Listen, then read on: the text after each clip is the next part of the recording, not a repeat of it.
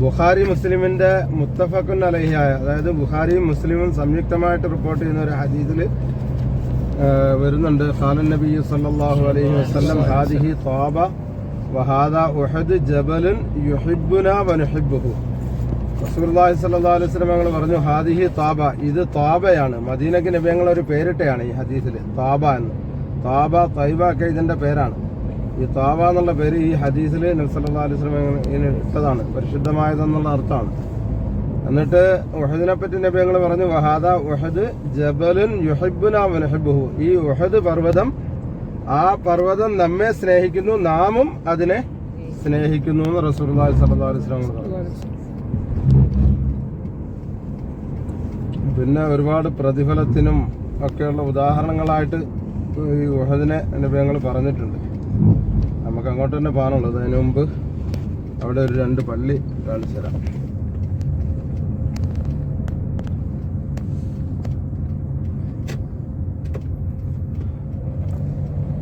ഒരിക്കൽ റസൂലുള്ളാഹി സ്വല്ലല്ലാഹു അലൈഹി വസല്ലം പറഞ്ഞു, ആരെങ്കിലും ഒരു ജനാസ സംസ്കരണത്തിൽ പൂർണ്ണമായിട്ട് പങ്കെടുത്താൽ, നമുക്ക് ജനാസ സംസ്കരിക്കുകയും മടക്കി പിരിയുന്നത് വരെ അതിൽ സഹകരിക്കുകയും ചെയ്താൽ 2 ഖീറാത്ത് പ്രതിഫലം ഉണ്ടെന്ന് റസൂലുള്ളാഹി സ്വല്ലല്ലാഹു അലൈഹി വസല്ലം പറഞ്ഞു. ഒരു ഖീറാത്ത് എന്ന് പറഞ്ഞാൽ ഒരു ഉഹദ് മലയോളമാണെന്ന് ഞങ്ങൾ പറഞ്ഞു. അപ്പോൾ ഒരു നിസ്കാരത്തിൽ മാത്രം പങ്കെടുക്കുകയാണെങ്കിൽ 1 ഖീറാത്ത് കിട്ടും. 1 ഖീറാത്ത് എന്ന് പറഞ്ഞാൽ ഒരു ഉഹദ് മലയോളം പ്രതിഫലമുണ്ട്. ഇവിടെ ഇപ്പം നമ്മുടെ മസ്ജിദ് നബവിയിലൊക്കെ മയ്യത്ത് നിസ്കാരം നടക്കുമ്പോൾ ചിലർ അതിനെ വലിയ പരിഗണിക്കാതെ അങ്ങനെ ഇരിക്കുകയും സുന്നത്ത് നിസ്കരിക്കുകയൊക്കെ ചെയ്യുന്നതാണ്.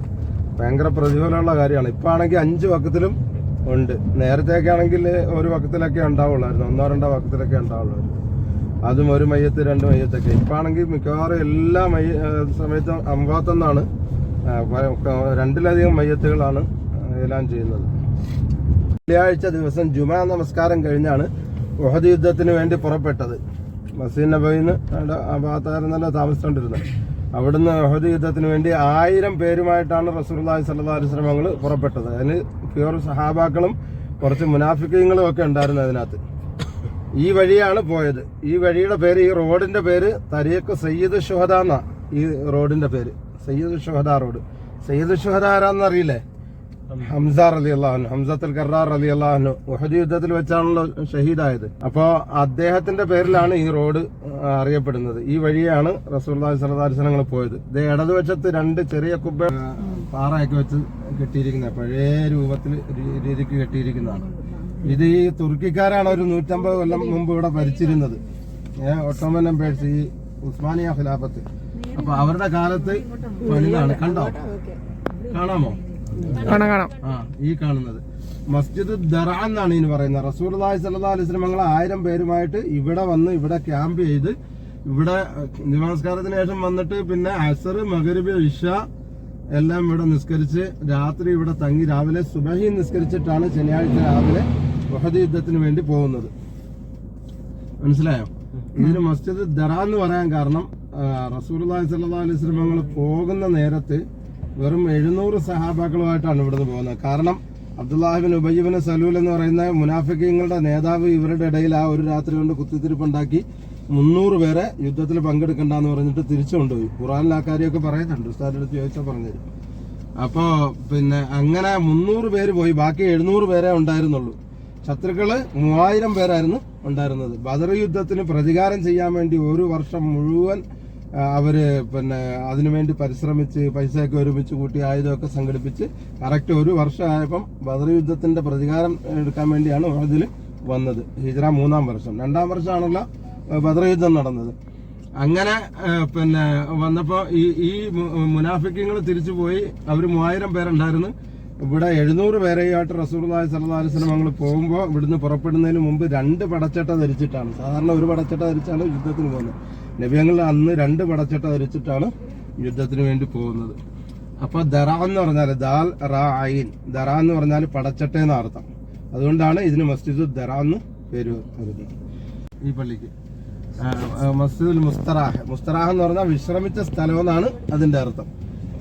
തിരിച്ചു വരുന്ന വഴിക്ക് ഇവിടെ ബനി ഹാരിസ എന്ന് പറയുന്ന ഒരു ഗോത്രക്കാരാണ് ഇവിടെ താമസിച്ചിരുന്നത്. അവരുടെ അടുത്ത് റസൂലുള്ളാഹി സ്വല്ലല്ലാഹു അലൈഹി വസല്ലം ഇറങ്ങി താമസിച്ചിട്ടാണ്, ഇവിടെ വിശ്രമിച്ചിട്ടാണ് മദീനയിലേക്ക് പോയത്. മനസ്സിലായോ? കേൾക്കുന്നുണ്ടോ? അപ്പം വിശ്രമിച്ച സ്ഥലം എന്നുള്ള അർത്ഥത്തിലാണ് എന്ത് പറയുന്നത്, മുസ്തറാഹ് എന്ന് പറയുന്നത് കേട്ടോ. അതുകൊണ്ടാണ് പിന്നീട് ഈ പള്ളിക്ക് മസ്ജിദുൽ മുസ്തറാഹ് എന്ന് പറയുന്നത്. ഫഹദ് രാജാവിന്റെ കാലത്താണ് ഈ രീതിയിൽ പുതുക്കി പണിത്.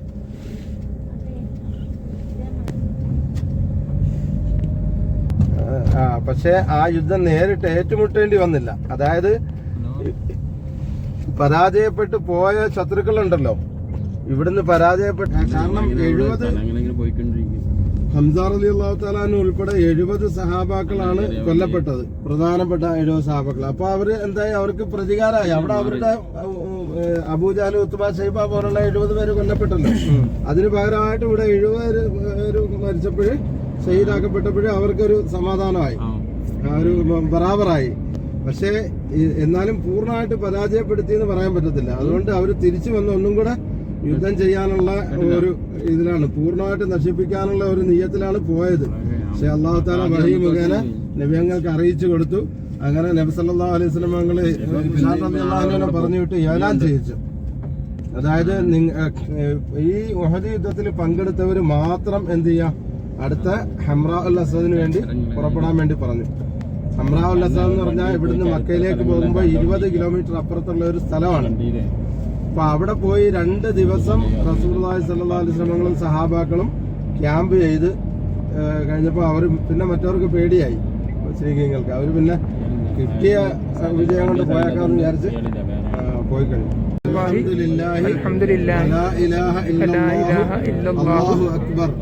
അപ്പൊ നിങ്ങൾക്ക് എല്ലാവർക്കും 4 ഉഹദ് മലയുടെ പ്രതിഫലം കിട്ടിയല്ലേ, നമുക്ക്, എനിക്ക് ഉൾപ്പെടെ.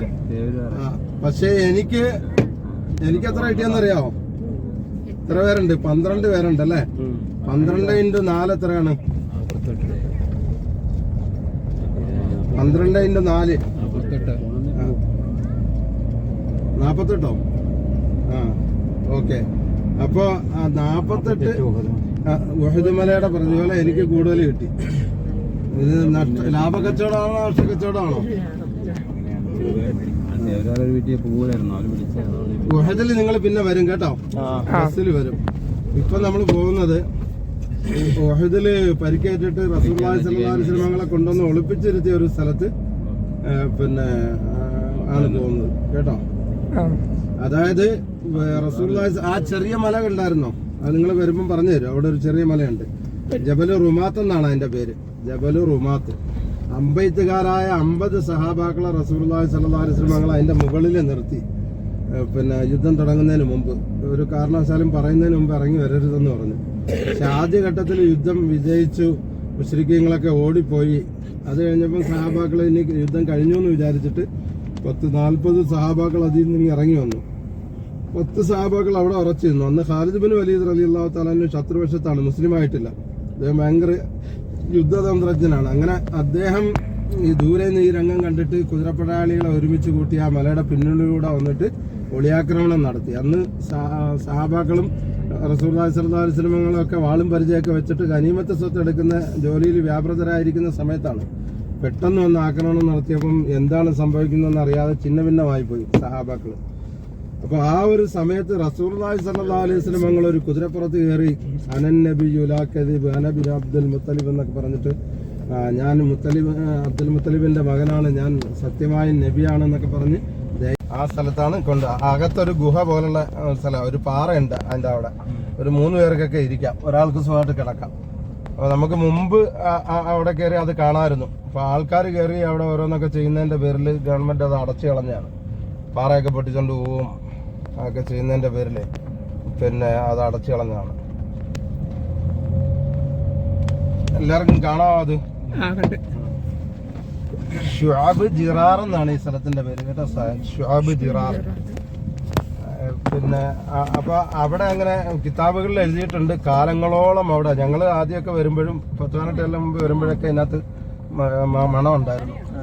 കാലങ്ങളോളം കസ്തൂരിയുടെ മണം ഉണ്ടായിരുന്നു എന്ന് കിതാബുകളിൽ എഴുതിയിട്ടുണ്ട്. ഇരുന്ന് നോക്കിയാൽ ഇവിടുത്തെ പ്രത്യേകത എന്താന്ന് വെച്ചാൽ, ആ ഇതിന്റെ ഉള്ളിൽ ഇരുന്ന് നോക്കിയാല് പിന്നെ ആ മൈതാനത്ത്, യുദ്ധത്തിന്റെ മൈതാനത്ത് നടക്കുന്ന സംഗതികൾ കാണാൻ പറ്റും. അവിടെ ഇന്നും ഇങ്ങോട്ട് കാണാൻ പറ്റത്തില്ല. അങ്ങനെ ശത്രുക്കൾ പിൻവാങ്ങിയതിന് ശേഷം ഇവിടെ ഈ കാണുന്നുണ്ടോ, ഇതിപ്പം പുതുക്കി പണിത അവിടെ പൊളിഞ്ഞു കിടന്ന ഒരു കെട്ടിടത്തിന്റെ അവശിഷ്ടം മാത്രമേ ഉള്ളായിരുന്നു പള്ളിയുടെ. അതങ്ങനെ നിസ്കാരമൊന്നും നടക്കുന്നില്ലായിരുന്നു. ഇപ്പോൾ ഒരു 3-4-5 മാസമായി ഇത് പുതുക്കി പണിത്. പിന്നെ അതിങ്ങനെ പഴയ രൂപത്തിൽ തന്നെ, ഒരു പഴമ തോന്നിക്കുന്ന രൂപത്തിൽ തന്നെ പുതുക്കി പണിതിരിക്കുകയാണ്. മസ്ജിദുൽ ഫസഹ എന്നാണ് ഇതിന്റെ പേര്. ഇറങ്ങണോ ഇവിടെ? ഇറങ്ങേണ്ട ആവശ്യമില്ലല്ലോ, ഉണ്ടാവില്ല. നമുക്ക് വേറെ ഇറങ്ങേണ്ട സ്ഥലത്ത് ഇറങ്ങാം. ഇത് ഇതിന്റെ ബോർഡിന്റെ ഫോട്ടോ എടുത്തോ, പിന്നീട് വേണമെങ്കിൽ വായിച്ചു നോക്കാം. മസ്ജിദുൽ ഫസഹ എന്ന് പറയാന് പല കാരണങ്ങൾ പറയുന്നുണ്ട്.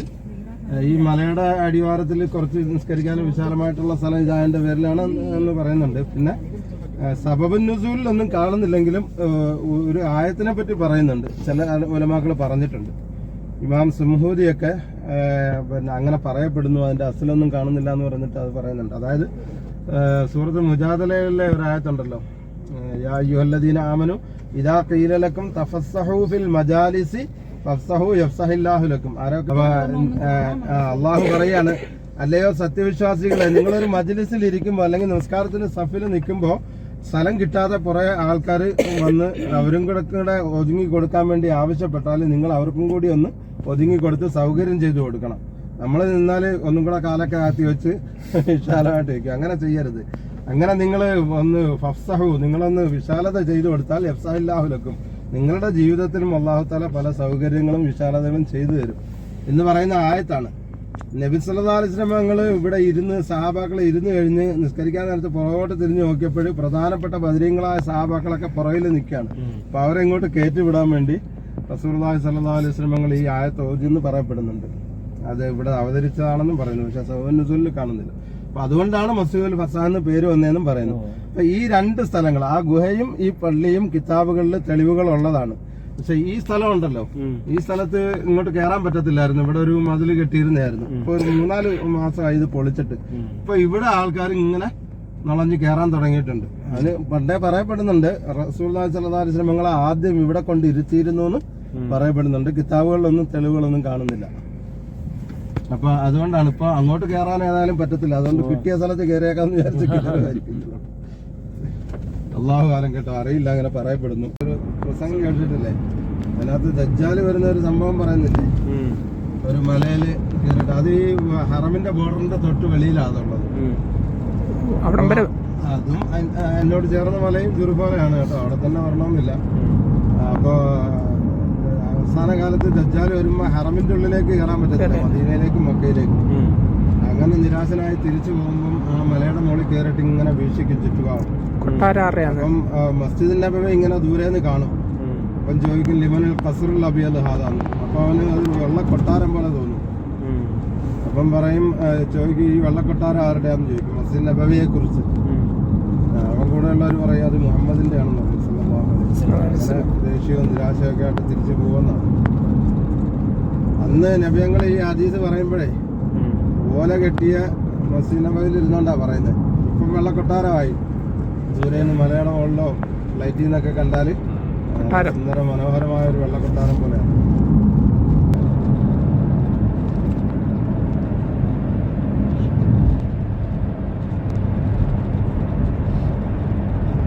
ഒരു ജലസേചന പദ്ധതിയായിട്ട് ബന്ധപ്പെട്ട ഒരു ഓഫീസ് പഴയ രൂപത്തിൽ കെട്ടിയെന്നുള്ള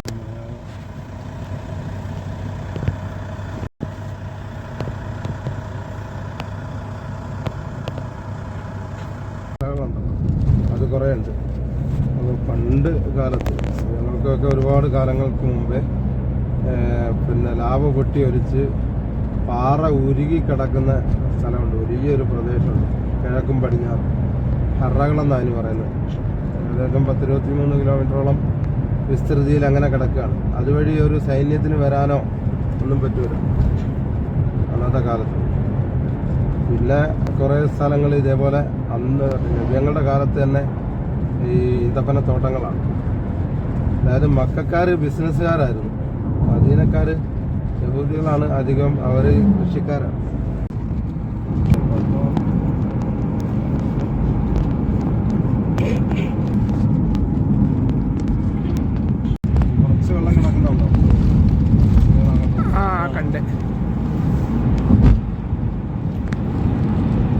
വലിയ മഴയൊക്കെ തുടർച്ചയായിട്ട് 2 ദിവസമൊക്കെ പെയ്യുകയാണെങ്കിൽ വെള്ളം അങ്ങോട്ടൊക്കെ കയറുമായിരുന്നു. ആ കാണുന്നതാണ് ഡാം. കാണാവോ? ഇടതുവശത്താ കാണുന്നത് ആ നീല കമ്പിയൊക്കെ കുറച്ച് ഇതുണ്ടോ, വാണിംഗ് ബോർഡ് കണ്ടോ? No crossing when the water level is in red. Water level കൊടുത്തിട്ടുണ്ട് അവിടെ. അത് റെഡിലാവുകയാണെങ്കിൽ കടന്നു പോകരുതെന്ന് വണ്ടി. ഇവിടെയൊക്കെ വെള്ളം ഇങ്ങനെ അത്രയും വെള്ളം ആവുമായിരുന്നു. പക്ഷെ ഈ അടുത്തൊന്നും ഒക്കെ ഇവിടെ വെള്ളം വന്നായിട്ട് കേട്ടില്ല. അപൂർവ വരുവുള്ളൂ അല്ലേ?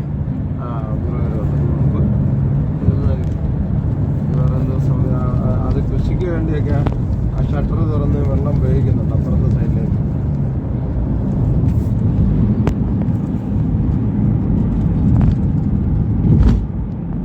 ഡാം ഇതാണ്.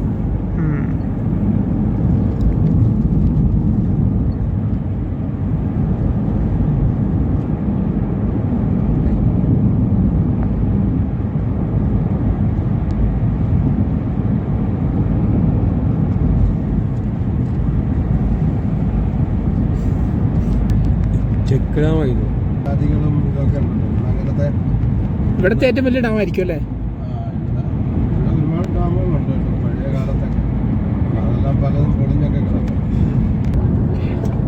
അതുകൊണ്ടാണ് ബീർ ഉസ്മാൻ ബിൻ അഫ്ഫാൻ ഞങ്ങളുടെ കാലത്തെ കിണറുകൾക്ക് പ്രാധാന്യമുണ്ട്. കടൽ വെള്ളം ശുദ്ധീകരിച്ചാണ് ഇവിടെ അവർ ഉപയോഗിക്കുന്നുണ്ട്. യാവൂല് ട്രാഫിക്കുണ്ട് ഈ കടൽ വെള്ളം ശുദ്ധീകരിക്കുന്ന ഫാക്ടറി.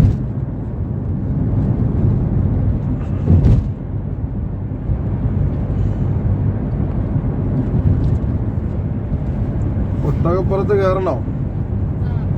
അത് പെട്രോളാണോ? അറിയില്ല. വെള്ളത്തിന്റെ ടാങ്ക് ഇപ്പൊ പണി നടന്നോണ്ടിരിക്കുക. പൂർത്തിയായി. ആൾക്കാർ വന്ന് ഓടിക്കും. ഇതിന്റെ ഇടയ്ക്കൂടെ ഒക്കെ ഇങ്ങനെ ഓടിക്കും.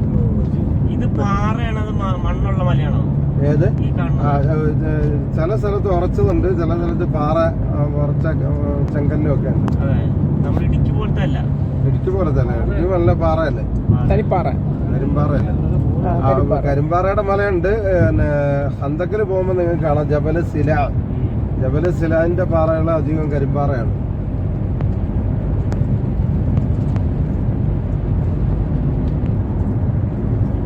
മറ്റേത് എക്സ്പ്രസ് ഹൈവേ ആണ്.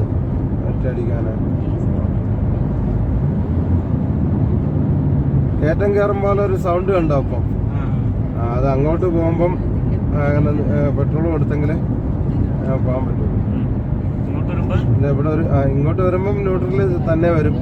ഈ ഭാഗത്തൊക്കെ ചെറുതായിട്ടുണ്ട്. അത് ഇതേപ്പോ ഇത് നോക്ക്, ഇവിടുന്ന് ചെറിയൊരു ഇറക്കം അങ്ങോട്ട്.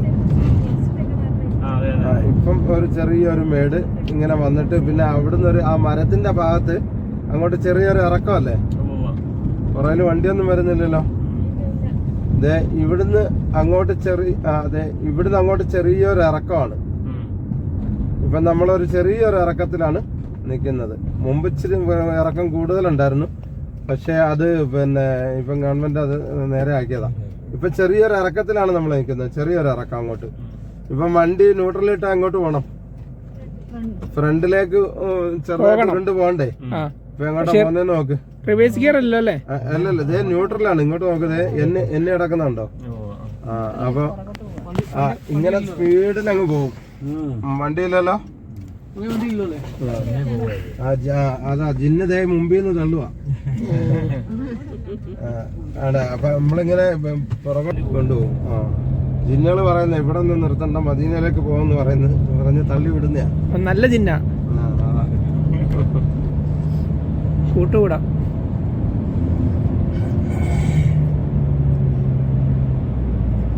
പ്രത്യേകത ഇല്ലേ? പിന്നെ ഇങ്ങനെ അതെ അതെ. ജിന്നുകള് താമസിക്കുന്ന സ്ഥലമായിരിക്കും ചിലപ്പോ. ഇവിടെ വിജനമായ സ്ഥലമാണ്ടേ, അങ്ങനെ മുമ്പ് താമസിച്ചിട്ടുണ്ടായിരിക്കും ജിന്നുകള്. പിന്നെ ആൾക്കാർ താമസം വരുമ്പോ അവര് പിന്നെ ഒഴിഞ്ഞു പോകും. അതെ, എങ്കിലും വിജനം പോലെയാ. ഇവിടെ ഒരു പേടിയാവുമായിരുന്നു മുമ്പ് വരാൻ. ഇപ്പൊ ഇത് ഈ വേലിയും ഇതൊക്കെ കെട്ടി റോഡൊക്കെ നന്നാക്കി. പിന്നെ കുറെ ഒട്ടകവും കാര്യങ്ങളൊക്കെ അവിടെ ഉണ്ട്. ഇവിടെ എന്തൊക്കെ പ്രോജക്റ്റുകളൊക്കെ വരുന്നുണ്ട്. ഇവിടെ അങ്ങ് ഒന്നുമില്ലായിരുന്നു. കണ്ടാൽ ഈ സമയത്തൊക്കെ വന്നാൽ പേടിയാവുമായിരുന്നു. ഈ റോഡും ചെറിയ റോഡായിരുന്നു. എങ്ങോട്ടും ഇല്ല. ആ ലാസ്റ്റ് അവിടെ പോയിട്ട് അവസാനിക്കുകയാണ്. അങ്ങ് ലാസ്റ്റ് ചുമ്മാ ഒരു പാർക്ക് പോലൊക്കെ ഉണ്ടാക്കി അവിടെ ഈ ജ്യൂസ് കടയും ഇതൊക്കെ ആയിട്ട് ലാസ്റ്റ് ഒരു സ്ഥലത്ത് ഉണ്ടാക്കിയിട്ടുണ്ട്. പിള്ളേരൊക്കെ എന്തെങ്കിലും പോയി കളിക്കാനൊക്കെ. ഇതിന്റെ ഒറിജിനൽ സ്ഥലം ഇവിടെയാണ്. ഇവിടെ ഇട്ടാലും ഇങ്ങോട്ട് തന്നെ പോകുള്ളൂ. ഇതൊരു സൈഡ് ഇത് കുറവാണ്ടാണ് ഇങ്ങോട്ട് ചരിഞ്ഞു പോകുന്നത്. ആ മടക്കി തരാം. ഒടിക്കല്ലേ.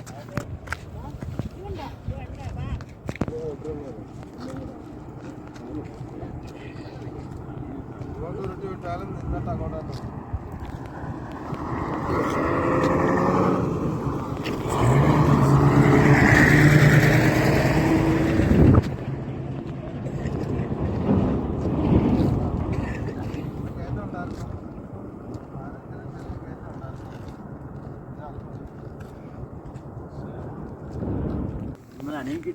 എടീട്ട് പോകണം.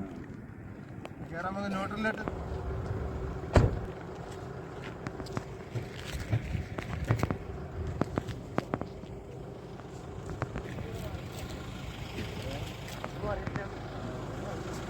വാദി ജിന്നെ.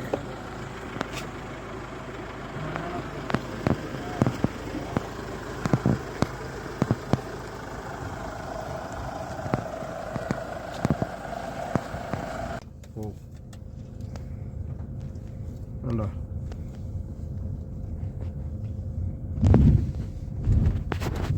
ഇവിടെ നോക്ക് 20 കിലോമീറ്റർ സ്പീഡിലാണ് പോകുന്നത്. അല്ല ന്യൂട്രലാണ്.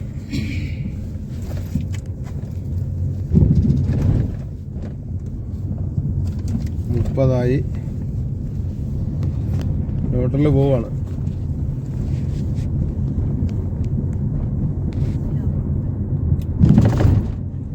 നാൽപ്പത്.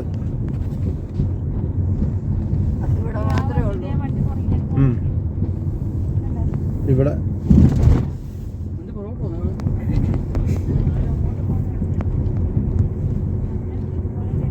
മദീനയുടെ ഭാഗത്തേക്കേ പോവുള്ളൂ.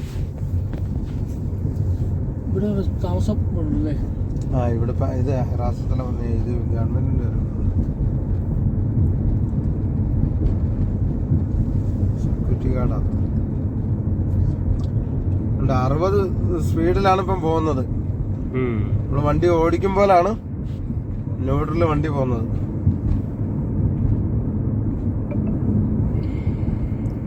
വണ്ടി ഓഫാക്കിയാലും പോകും. പക്ഷെ നമുക്ക് സ്റ്റിയറിംഗിന്റെ കൺട്രോൾ കിട്ടത്തില്ലല്ലോ. ബ്രേക്കും ഉണ്ടാവില്ല.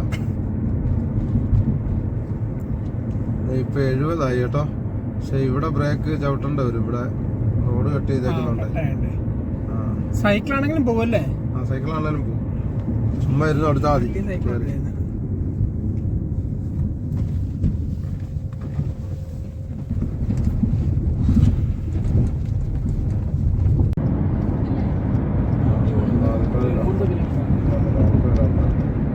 ഇതുണ്ട്. അപ്പൊ 80 മേലെയായി.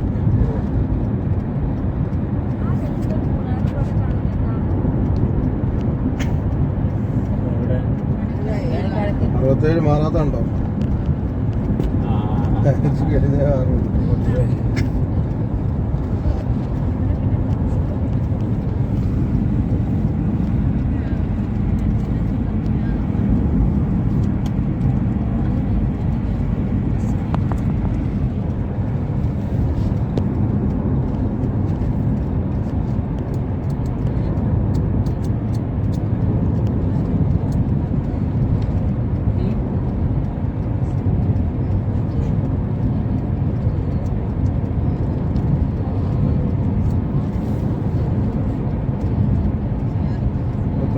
പോകുന്ന കേട്ടോ. 89 90 കയറുന്നു. ക്യാമറ അവിടെ കണ്ട് വെച്ചിട്ടുണ്ട്. ചെടിയുടെ അപ്പുറത്തൊക്കെ ഒളിപ്പിച്ചേ വെക്കുള്ളൂ. ഇപ്പൊ 90-ലായേ. 90-ന്റെ മോളിൽ പോയാൽ ചവിട്ടണം. നോക്കാം, വെറുതെ നമ്മൾ ഭാഗ്യം പരീക്ഷിക്കണം. വേണ്ട, ഇപ്പൊ 90-ന്റെ മുകളിലായി കേട്ടോ. ന്യൂട്രലാണ് ഈ പോകുന്നത്. നമ്മൾ വണ്ടി ഓടിച്ച് പോകുമ്പോഴാണ് പോകുന്നത്. അവിടെ ഒരു കയറ്റമുണ്ട്, ആ കയറ്റം അതേപോലെ കയറും.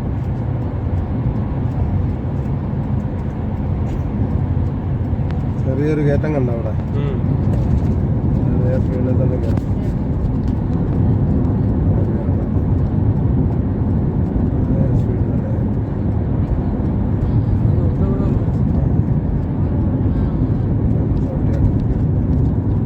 കുറച്ചും കൂടെ മുമ്പോട്ട് അവിടം വരെ ഉള്ളൂ ഗ്രാവിറ്റി. ആപ്പിളിന്റെ ഗുരുത്വാകർഷണം നടത്തുന്നത് ആപ്പിള് തലേ വീണോണ്ട് നമുക്ക് മനസ്സിലായി.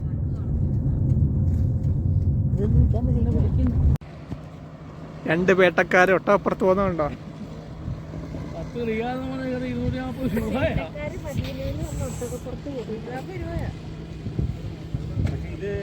15 റിയാല്.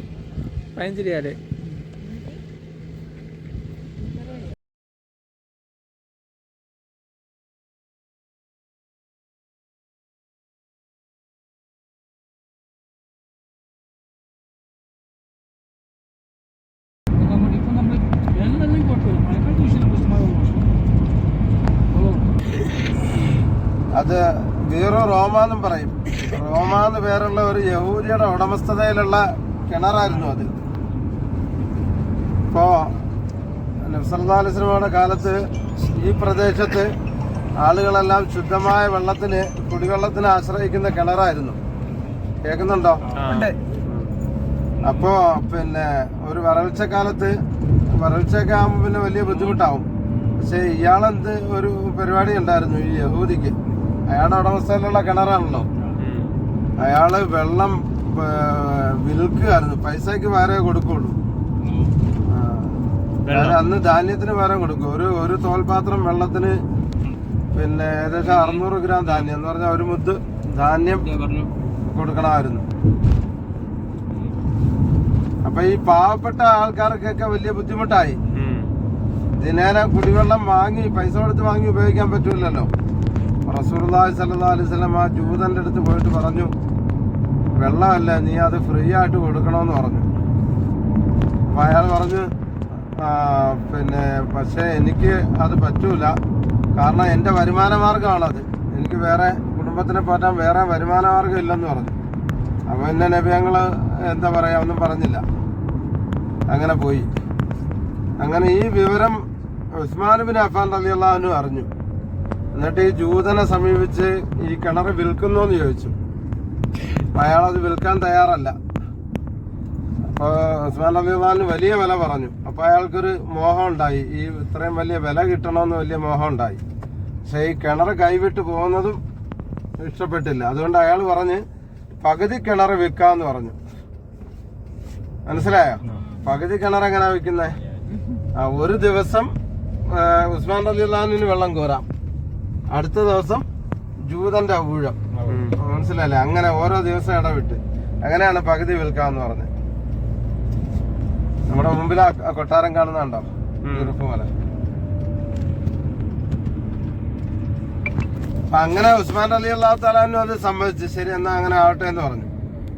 അപ്പൊ ഇയാള് വിചാരിച്ചത് എന്താണ്, പകുതി കിണറിന്റെ വലിയ വിലയും കിട്ടും, പിന്നെ ഫുൾ കിണറിന് പോലും കിട്ടാത്തത്ര വലിയ വില കിട്ടും. മാത്രമല്ല ഒരു ദിവസം ഇയാളുടെ വീടുണ്ടല്ലോ, അന്ന് വെള്ളം വിൽക്കുകയും ചെയ്യാന്നാ വിചാരിച്ച ഇയാള്. പക്ഷെ ഉസ്മാൻ റളിയല്ലാഹു അൻഹു എന്ത് ചെയ്തു, വാങ്ങിയിട്ട് അദ്ദേഹത്തിന്റെ വീടുള്ള ദിവസം എല്ലാവർക്കും ഫ്രീ ആയിട്ട് തുറന്നു കൊടുത്തു കിണറ്, എല്ലാവർക്കും വെള്ളം കോരാൻ വേണ്ടി. അങ്ങനെ ആൾക്കാർ നാളത്തേക്കും കൂടെ ഉള്ള വെള്ളം കോരി സംഭരിച്ചു വെച്ചു. അങ്ങനെ ജൂതന്റെ ദിവസം വെള്ളം വാങ്ങാൻ ആളില്ലാതായി.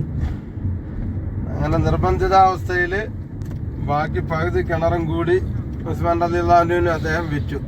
വിലയ്ക്ക് തന്നെയാണ് കൊടുത്തത്. 35,000 ദിർഹമിനാണ് അന്നത്തെ 35,000 ദിർഹമിനാണ് വിറ്റത്. ഇന്ന് ലക്ഷക്കണക്കിന് രൂപ വരും.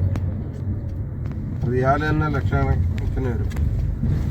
പിന്നെ അങ്ങനെ അന്ന് ഉസ്മാൻ റളിയല്ലാഹു അൻഹു ആ തോട്ടം ഉൾപ്പെടെ വാങ്ങി വഖഫ് ചെയ്തതാണ്.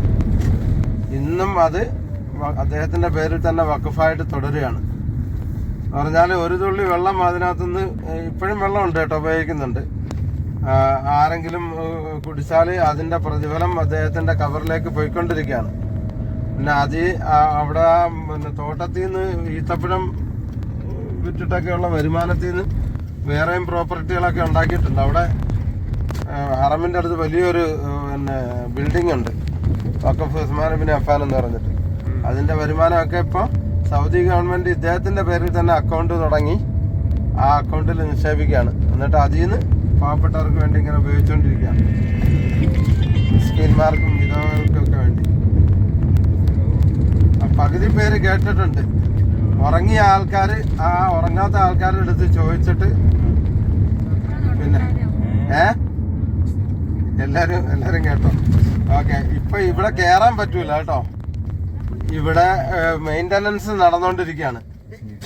നമുക്ക് വെളിയിൽ നിന്ന് അത് കാണാം, ദൂരെ നിന്ന് കാണാം. ഇവിടെ ഫോട്ടോ എടുത്തിട്ടുണ്ട്, ഒറിജിനൽ ഇത് കാണാൻ വേണ്ടി ഫോട്ടോ എടുത്തിട്ടുണ്ട്, കാണിച്ചുതരാം. ആ കിണറുണ്ട്, ആ കിണറിന്റെ പഴയ ഫോട്ടോ ഇവിടെ കൊടുത്തിട്ടുണ്ട്. ഇതും ആ വെള്ളമൊക്കെ കുടിക്കാൻ കൊടുക്കും. പള്ളിയൊക്കെ ഉണ്ടായിരുന്നു, അതൊക്കെ പൊളിച്ച് ഇനിയിപ്പം പുതുക്കി പണി. എവിടെയാ കുട്ടിയെന്ന് വല്ലതും പറഞ്ഞോ?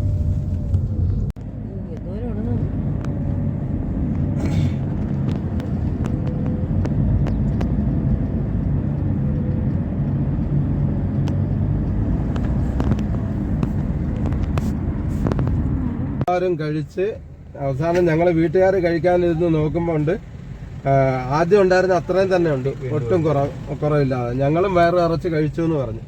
ആ സംഭവം മുഅ്ജിസത്ത് നടന്ന സ്ഥലമാണിത്. ഇതായിരുന്നു ജാബർ റളിയല്ലാഹു അൻഹുവിന്റെ വീട്. അതിപ്പം പള്ളിയാക്കിയിരിക്കുകയാണ്. ഇപ്പം ഈ അടുത്ത് പുതുക്കി പണിയുകയും ചെയ്തു. ആ പള്ളി പഴയ പള്ളിയായിരുന്നു, അതിപ്പോൾ ഈ അടുത്ത് പുതുക്കി പണിതാണ്. ഈ സ്ഥലത്താണ് ആ മുഅ്ജിസത്ത് നടന്നത്. കുറഞ്ഞ 10-ൽ താഴെ ആൾക്കാർക്ക് മാത്രം കഴിക്കാൻ പറ്റുന്ന ആഹാരം 800-ലധികം ആൾക്കാർ സഹാബാക്കൾ കഴിച്ചു. ഇതല്ല, ഈ മോളിൽ കാണുന്ന ആ സ്ഥലം കണ്ടോ, ആൾക്കാരെ നിൽക്കുന്നത് കഹ്ഫ് ബനി ഹറാം എന്നാ പറയുന്നത്. ഗാറ് സജദ എന്നും പറയും. ഇവിടെ ഈ 2 ആഴ്ച കൊണ്ടാ കിടങ്ങ് വീഴ്ചയെന്ന് പറഞ്ഞല്ലോ, അതിനിടയിൽ ഒരു ദിവസം റസൂലുള്ളാഹി സ്വല്ലല്ലാഹു അലൈഹി വസല്ലം ഞങ്ങളെ കാണാനില്ല. അങ്ങനെ സഹാബാക്കൾ അന്വേഷിച്ച് പല സ്ഥലത്തും പോയി. മുആദ് ബിൻ ജബൽ റളിയല്ലാഹു അൻഹു ആണ് അന്വേഷിച്ച് ഇവിടെ വന്നത്. ഇവിടെ വന്ന ആ മലയുടെ മുകളിൽ കയറി നോക്കുമ്പോൾ ഉണ്ട് അവിടെ ഒരു ഗുഹയുണ്ട്, ചെറിയ ആൾക്കാർ നിൽക്കുന്നിടത്ത് ഗുഹ പോലുള്ള ഒരു സ്ഥലമുണ്ട്. അപ്പം അവിടെ വന്ന് നോക്കുമ്പോൾ നബി സല്ലല്ലാഹു അലൈഹി വസല്ലം ഞങ്ങൾ അവിടെ സുജൂദിൽ കിടക്കുകയാണ്. കുറച്ചു നേരം കാത്തു നിന്ന് നോക്കി, എന്നിട്ടും ദീർഘമായ സുജൂദിലാണ്. കുറേ നേരം അവിടെ കാത്തു നിന്ന് കുറേ നേരം കഴിഞ്ഞപ്പം സുജൂദിൽ നിന്ന് തല ഉയർത്തി. അപ്പോൾ അദ്ദേഹം ചോദിച്ചു, നബിയെ ഞങ്ങൾ വിഷമിച്ചു പോയി അങ്ങയെ കാണാതെ, അങ്ങ് ഇവിടെ എന്തെടുക്കുമായിരുന്നു ചോദിച്ചു. അപ്പോൾ നബി ഞങ്ങൾ പറഞ്ഞു, എനിക്ക് ശേഷം എൻ്റെ ഉമ്മത്തിന്റെ അവസ്ഥയെക്കുറിച്ച് ഞാൻ ആലോചിച്ചിട്ട് ഇവിടെ ഇരിക്കുക, ആ ഫിക്കറിൽ ഇരിക്കുമായിരുന്നു എന്ന് പറഞ്ഞു. എന്നെ നിങ്ങളെ കുറിച്ച് ആലോചിച്ച് റസൂലുള്ളാഹി സ്വല്ലല്ലാഹു അലൈഹി വസല്ലം ഇരുന്നാണ് അവിടെ, എന്നിട്ട് ദുആ ചെയ്തുകൊണ്ടിരുന്നു. അപ്പോൾ റസൂലുള്ളാഹി സ്വല്ലല്ലാഹു അലൈഹി വസല്ലമയ്ക്ക് അല്ലാഹു തആല ജിബ്രീൽ അലൈഹിസ്സലാമിനെ അയച്ചു കൊടുത്തു. ജിബ്രീൽ ഇവിടെ ഇറങ്ങി വന്നു. ജിബ്രീൽ അലൈഹിസ്സലാം ഇവിടെ ഇറങ്ങി വന്നിട്ട് തങ്ങളുടെ അടുത്ത് ചോദിച്ചു, വിവരങ്ങളൊക്കെ ചോദിച്ചു. തങ്ങൾ വിവരങ്ങൾ പറഞ്ഞു. എന്നിട്ട് നബിങ്ങളുടെ അടുത്തുനിന്ന് അള്ളാഹുവിന്റെ അടുത്തേക്ക് ജിബ്രീൽ അലൈഹിസ്സലാം തിരിച്ചു പോയിട്ട് വീണ്ടും തിരിച്ചു വന്നിട്ട് പറഞ്ഞു, നബിയെ അങ്ങക്ക് അല്ലാഹു തആല സന്തോഷ വാർത്ത അറിയിക്കുന്നു, ലൻ യസൂഅക ഫീ ഉമ്മതിക അബദ, ഒരിക്കലും അങ്ങയെ തീരാ ദുഃഖത്തിലാഴ്ത്തുകയില്ല, ഉമ്മത്തിന്റെ വിഷയത്തിൽ തീരാ ദുഃഖത്തിലാഴ്ത്തുകയില്ല എന്നുള്ള സന്തോഷ വാർത്ത അങ്ങക്ക് അറിയിക്കുന്നു എന്ന് പറഞ്ഞിട്ട് പിന്നെ ജിബ്രീൽ അലൈഹിസ്സലാം സന്തോഷ വാർത്ത അറിയിച്ചു.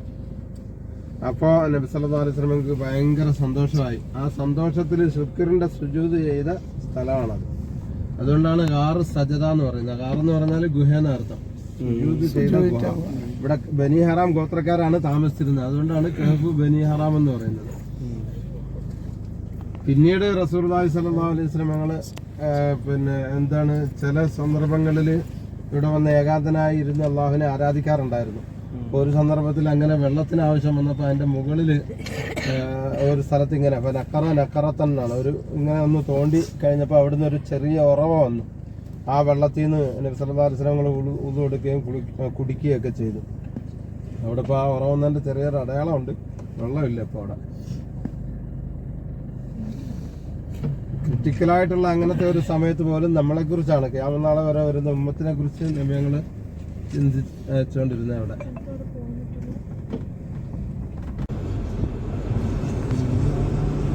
അത് ഉഹദ് മല, ഇത് ജബൽ സില നമ്മൾ പോയത്. അതിൻ്റെ ഇടയ്ക്ക് ജബൽ സിലയിൽ നിന്ന് തുടങ്ങി ഉഹദ് മല വരെ അതിൻ്റെ ഇതുണ്ടായിരുന്നു, ഖന്തക്ക് കിടങ്ങ്.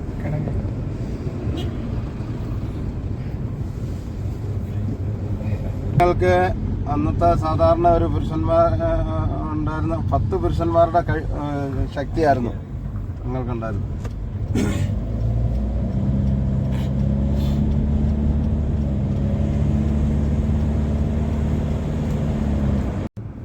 ആ കൊടി വാർന്ന് ഇവിടെ ചരിത്ര പ്രസിദ്ധമായ ഒരു സ്ഥലം ആണ് നമ്മളിപ്പോൾ കാണാൻ പോകുന്നത്. അതായത് തുർക്കിക്കാരായിരുന്നല്ലോ ഇവിടെ ഭരിച്ചിരുന്നത് 150 കൊല്ലം മുമ്പ്. അന്ന് തുർക്കിയിൽ നിന്ന് ഇസ്തംബൂളിൽ നിന്ന് ഇങ്ങോട്ടൊരു റെയിൽവേ സ്റ്റേഷൻ ഉണ്ട്, റെയിൽവേ ഉണ്ടായിരുന്നു. അതിന്റെ മദീനയിലേക്ക് ഹിജാസ് റെയിൽവേ എന്നാണ് അതിന് അറിയപ്പെടുന്നത്. ഗൂഗിളിലൊക്കെ ഹിജാസ് റെയിൽവേ എന്ന് അടിച്ചാൽ ആ റെയിൽവേ സ്റ്റേഷനാണ് നമ്മുടെ മുമ്പിൽ കാണുന്നത്. കണ്ടോ, അന്നത്തെ നിർമ്മിതിയാണ് തുർക്കിക്കാരുടെ. ഇത് തുർക്കിപ്പള്ളിയാണ് ഇടതുവശത്ത്. ഇത് മ്യൂസിയമായിട്ട് ഉപയോഗിച്ചുകൊണ്ടിരുന്നതാണ്. മ്യൂസിയം ഇപ്പം ഇങ്ങോട്ട് മാറ്റി പണിതെന്ന് തോന്നുന്നു. കുറേ നാളായിട്ട് മെയിൻ്റനൻസ് നടക്കുമായിരുന്നു. അടച്ചേക്ക തുർക്കിക്കാർ നിൽക്കുന്നുണ്ടോ? അവർക്ക് സഹിക്കല. ദേ ഇത് കണ്ട, ഇത് തുർക്കിപ്പള്ളി കേട്ടോ. തുർക്കിയിലൊക്കെയുള്ള പള്ളികൾ സെർച്ച് ചെയ്താൽ ഇതേപോലെ ആയിരിക്കും.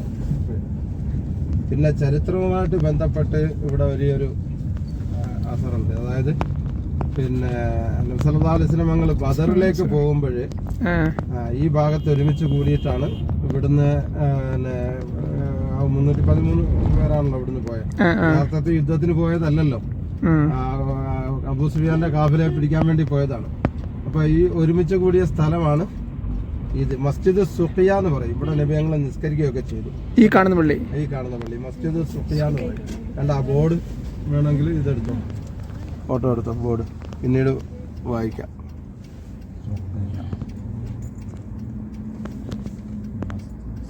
വലുതാക്കണോ?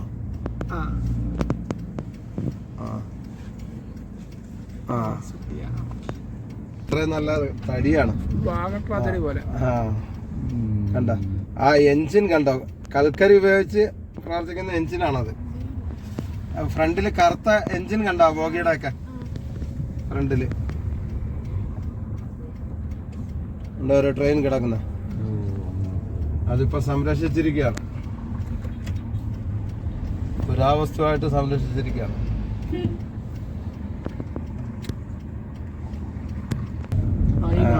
അങ്ങനെ മറ്റാണ്. ഇതിന്റെ 400 കിലോമീറ്റർ അപ്പുറത്ത് മദായിൻ സാലിഹില് ഇതിന്റെ ലൈനിൽ ഒരു പിന്നെ റെയിൽവേ സ്റ്റേഷനും കൂടെ ഉണ്ട്. അവിടെ സംരക്ഷിച്ചിട്ടുണ്ട്. മുമ്പ് 10,000 പേരുമായിട്ട് മക്കം ഫത്തഹിന് പോയില്ലേ, ആ സമയത്ത് ഇവിടെ ഇറങ്ങി നിസ്കരിച്ചു. അതേപോലെ ബദറിലേക്ക് പോകുമ്പോഴും ഇവിടെ ഇറങ്ങി നിസ്കരിച്ചു പള്ളിയുടെ ഇവിടെ. റസൂലുള്ളാഹി സ്വല്ലല്ലാഹു അലൈഹി വസല്ലമയുടെ മകൾ ഫാത്തിമ റളിയല്ലാഹു അൻഹയ്ക്ക് 2 ആൺമക്കളില്ലായിരുന്നു, ഹസൻ ഹുസൈൻ റളിയല്ലാഹു അൻഹു. അവർ ഹുസൈൻ റളിയല്ലാഹു അൻഹുവിന് ഒരു മോളുണ്ടായിരുന്നു. ആ മോളുടെ പേര് ഉമ്മയുടെ പേര് തന്നെ ആയിട്ടുണ്ട്, ഫാത്തിമ. അപ്പം ആ മകൾ പിന്നെ ഫാത്തിമയുടെ വീടാണിത്, മനസ്സിലായോ? ഫാത്തിമ റളിയല്ലാഹു അൻഹയുടെ ചെറുമകൾ ഫാത്തിമയുടെ വീട്. അതായത് ഫാത്തിമ ബിൻത് ഹുസൈൻ റളിയല്ലാഹു അൻഹയുടെ വീടാണിത്. ഹുസൈൻ റളിയല്ലാഹു അൻഹു കർബലയിൽ ഷഹീദായില്ലേ, അതിനുശേഷം അത് ഇറാഖിലാണല്ലോ. അതിനുശേഷം തങ്ങളുടെ കുടുംബത്തില് ബാക്കി ഉണ്ടായിരുന്ന കുറച്ച് പെണ്ണുങ്ങളും കുട്ടികളും ഒക്കെയാണ്, ബാക്കി അധികം പേരും ഷഹീദായി. അപ്പൊ അതിലുണ്ടായിരുന്നതാണ് ഫാത്തിമ റളിയല്ലാഹു അൻഹ, ഫാത്തിമ ബിൻത് ഹുസൈൻ റളിയല്ലാഹു അൻഹ.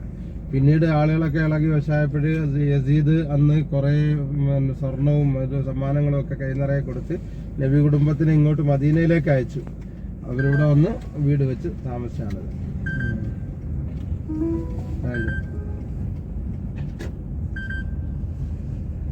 ഇത് അവരുടെ കുളിമുറിയും കിണറുമാണ് കേട്ടോ. അസ്സലാമു അലൈക്കും. തെങ്ങൊക്കെ കണ്ടോ? കണ്ടു. ജബൽ അനഅം എന്നാണ് ഈ മലയുടെ പേര്. മാഇസുൽ അസ്ലമി റളിയല്ലാഹു അൻഹു ഒരു സഹാബി ഉണ്ടായിരുന്നു. ആ സഹാബിയെ എറിഞ്ഞു കൊല്ലുന്ന ശിക്ഷ നടപ്പാക്കിയ സ്ഥലമാണ്. അതായത് ഒരു വ്യഭിചാര കുറ്റത്തിന്. അപ്പൊ അദ്ദേഹം ഇങ്ങോട്ട് വന്ന് നബികളോടടുത്ത് വന്ന് പറഞ്ഞാണ്, നബിയെ തഹ്റിനി യാ റസൂലല്ലാഹ് എന്ന് പറഞ്ഞിട്ട് എൻ്റെ ഭാഗത്തു നിന്ന് ഇങ്ങനെ ഒരു തെറ്റ് സംഭവിച്ചു പോയി. പിന്നീട് അദ്ദേഹത്തിന് പശ്ചാത്താപം ഉണ്ടായപ്പോൾ നബികളുടെ അടുത്ത് വന്ന് പറഞ്ഞു, എന്നെ ശുദ്ധീകരിക്കണം നബിയെ, കാരണം ആഖിറത്തിലെ ശിക്ഷ താങ്ങാൻ എനിക്ക് പറ്റില്ല, അതുകൊണ്ട് ഇവിടുത്തെ ശിക്ഷ എന്ത് ശിക്ഷ ഏറ്റുവാങ്ങാൻ ഞാൻ തയ്യാറാണെന്ന് പറഞ്ഞു. വന്നിട്ട് നബികളുടെ അടുത്ത് വന്നതാണ്. നബി സല്ലല്ലാഹു അലൈഹി വസല്ലം പക്ഷേ പിന്നെ അദ്ദേഹത്തിനെ തിരിച്ചയച്ചു. നിനക്ക് തോന്നിയതാകും, സംഭവിച്ചിട്ടുണ്ടാവില്ല എന്നൊക്കെ പറഞ്ഞിട്ട് തിരിച്ചയച്ചു. പക്ഷെ രണ്ടാമതും അദ്ദേഹം വന്നു, എപ്പോഴും തിരിച്ചയച്ചു. മൂന്നാമതും വന്നു, 3 പ്രാവശ്യം തിരിച്ചയച്ചു. 4ാമത് വന്നപ്പോഴാണ് റസൂലുള്ളാഹി സ്വല്ലല്ലാഹു അലൈഹി വസല്ലം ഞങ്ങൾ ഓർഡർ കൊടുത്തത് ശിക്ഷ നടപ്പാക്കാൻ വേണ്ടി. അങ്ങനെ അവിടെ വെച്ച് ആ ശിക്ഷ നടപ്പാക്കി. അപ്പോൾ അദ്ദേഹത്തിൻ്റെ ദേഹത്തു നിന്ന് ഒരല്പം രക്തം ഒരാളുടെ ഒരു സഹാബിയുടെ ദേഹത്ത് തെറിച്ച് വീണപ്പോൾ അദ്ദേഹം ചീത്ത പറഞ്ഞു. അപ്പോൾ നബി സല്ലല്ലാഹു അലൈഹി വസല്ലം ഇത് കേട്ടിട്ട് മുഖം വിവരണമായി. നബിങ്ങൾ വഴക്ക് പറഞ്ഞു. നബിങ്ങൾ പറഞ്ഞു, ഇദ്ദേഹം ചെയ്ത തൗബ ലഖദ് താബ തൗബതൻ ലൗ ഖുസിമത് അലാ അഹ്ലിൽ മദീന ലകഫ. ഈ ഇദ്ദേഹം ഒരു തൗബ ചെയ്തു. ആ തൗബ ഈ മദീന നിവാസികൾക്ക് മൊത്തം വീതിച്ചു കൊടുത്താലും എല്ലാവർക്കും അത് മതിയാകുന്നതാണ്. അത്രയും ഭയങ്കരമായ കഠിനമായ തൗബ അദ്ദേഹം ചെയ്തു എന്ന് പറഞ്ഞു. മാത്രമല്ല അദ്ദേഹം സ്വർഗത്തിലെ നദിയിലൂടെ നീന്തി തുടിക്കുന്നത് ഞാൻ കാണുന്നു എന്ന് നബികൾ പറയുണ്ടായി. അങ്ങനെ തൗബ കണ്ട് അദ്ദേഹം ഉയർന്ന ദറജയിലേക്ക് എത്തിച്ചേർന്നു. പിന്നീട് ഈ ഒരു ചെറിയൊരു അരുവി ഒക്കെ ഉണ്ട്. അതിപ്പോ അതിനകത്ത് വെള്ളമില്ല, എന്തോ പ്രോജക്റ്റ് അതിനകത്ത് നടന്നുകൊണ്ടിരിക്കുന്നുണ്ട്. അത് വാദി അഖീഖ് എന്നാണ് ഈ സ്ഥലത്തിന്റെ പേര്, വാദി അഖീഖ്. ആയിഷ റളിയല്ലാഹു അൻഹയുടെ ജ്യേഷ്ഠത്തിയുണ്ട്, അസ്മാ റളിയല്ലാഹു അൻഹ, അതായത് അബൂബക്കർ റളിയല്ലാഹു അൻഹുവിന്റെ മൂത്ത മോള്. അവരുടെ ഭർത്താവ് സുബൈർ റളിയല്ലാഹു അൻഹു ആയിരുന്നു. അപ്പൊ അവരുടെ മകനാണ് ഈ ഉർവ റളിയല്ലാഹു അൻഹു. നബിങ്ങൾക്ക് ശേഷം ജനിച്ചുകൊണ്ട് അദ്ദേഹം താബിഈയാണ്. പക്ഷേ താബിഈങ്ങളിൽ ഏറ്റവും അഗ്രഗണ്യനാണ്, ഏറ്റവും വലിയ പണ്ഡിതനായിരുന്നു അദ്ദേഹത്തിന്റെ കാലത്തെ. മാത്രമല്ല ഏറ്റവും വലിയ പണക്കാരനുമായിരുന്നു, വലിയ ധർമ്മിഷ്ഠനുമായിരുന്നു. അദ്ദേഹത്തിന്റെ വീടാണിത്. ഒരു കോട്ട അപ്പുറത്ത് പുതുക്കി പണിതിട്ടുണ്ട്. ഇതിപ്പോ ഈ ഗവൺമെന്റ് ഇതിനകത്ത് ഏറ്റെടുത്തിട്ടുണ്ട്. നമ്മൾ 10-13 കൊല്ലം മുമ്പ് വരുമ്പോൾ ഇതൊന്നും വിജനമായിട്ട് കിടക്കുമായിരുന്നു. ഗവൺമെന്റ് ഏറ്റെടുത്തിട്ടില്ല. ഇപ്പോൾ 3-4 വർഷമായുണ്ട് ഏറ്റെടുത്തിട്ട്. അന്ന് 2 നില ഉണ്ടായിരുന്നു, കുറച്ച് പൊളിഞ്ഞ് കിടക്കുന്നുണ്ടായിരുന്നു. 2 നിലയുടെ മുകളിലൊക്കെ നമുക്ക് കയറാമായിരുന്നു. ന്റെ പള്ളിയാണ്. ഇവിടെ ഒരു സംഭവം പറയുന്നുണ്ട്. അതായത് അദ്ദേഹത്തിന്റെ കാലിലൊരു വ്രണം ഉണ്ടായിട്ട് പഴുപ്പ് മുകളിലേക്ക് ഇങ്ങനെ കയറിയപ്പോൾ പിന്നെ വൈദ്യന്മാര് കാല് മുറിക്കണമെന്ന് നിർദ്ദേശിച്ചു, ജീവൻ രക്ഷിക്കാൻ വേണ്ടി. അപ്പോൾ അങ്ങനെ കാല് മുറിക്കാൻ വേണ്ടി അദ്ദേഹം പറഞ്ഞു, ഞാൻ 2 റക്അത്ത് നിസ്കാരത്തിലേക്ക് പ്രവേശിക്കുമ്പോൾ മുറിച്ചോളാൻ പറഞ്ഞു. അന്ന് കാല് മുറിച്ചിട്ട് പുറക്കാൻ വേണ്ടി ചെയ്യുന്ന തിളച്ച നെയ്യിലോ എണ്ണയിലോ മറ്റോ മുക്കുവാണ് അപ്പം തന്നെ. ഇത് രണ്ടും ഭയങ്കര വേദനയുള്ള സംഭവമാണ്. അദ്ദേഹം അവരന്ന് നിസ്കാരത്തിലേക്ക് പ്രവേശിച്ചാൽ അള്ളാഹുമായിട്ട് അങ്ങ് ലയിക്കും, പിന്നെ ഒന്നും അറിയില്ല. അപ്പം അങ്ങനെ ഇവിടെ വെച്ച് കാല് മുറിച്ചു എന്നാണ് പറയുന്നത്. അലി റളിയല്ലാഹു അൻഹുവിന്റെ ഒരു സംഭവം, അമ്പ് കൊണ്ടിട്ട് അത് വലിച്ചു വരാൻ വേണ്ടി അങ്ങനെ നിസ്കാരത്തിൽ പ്രവേശിച്ച ഒരു സംഭവം വരുന്നുണ്ട്. അതേപോലെ അതും ഇവിടെയാണോ? അല്ല, അതുപോലെ